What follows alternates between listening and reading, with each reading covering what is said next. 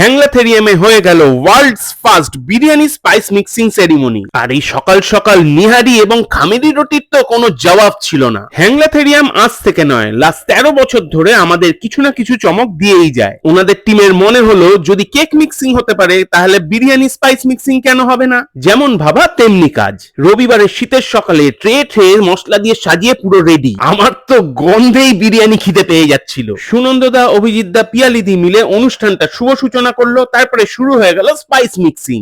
এক অন্য অনুভূতি। ইনগ্রেডিয়েন্টস গুলোকে একসাথে নিয়ে ক্রাশ করতে হয় হাত দিয়ে। সে যে কি ফ্লেভার বেরোচ্ছিল কি বলবো, সারা হ্যাংলাথেরিয়া ম করছিল। আর তাতে চার চান লেগে গেল যখন এই নিহারি এবং খামিরি রুটি সার্ভ হলো। বাড়িয়ে চাড়িয়ে বলছি না one of the best nihari খেলাম। আরে বাবা না না, অন্য জায়গার গুলো ভালো, কিন্তু এটা একটা অন্য লেভেলের ভালো ছিল। সাথে যদি আবার নাল্লি পড়ে তাহলে দেখে কি, শেষে আবার রিটার্ন গিফট, আর কি চাই।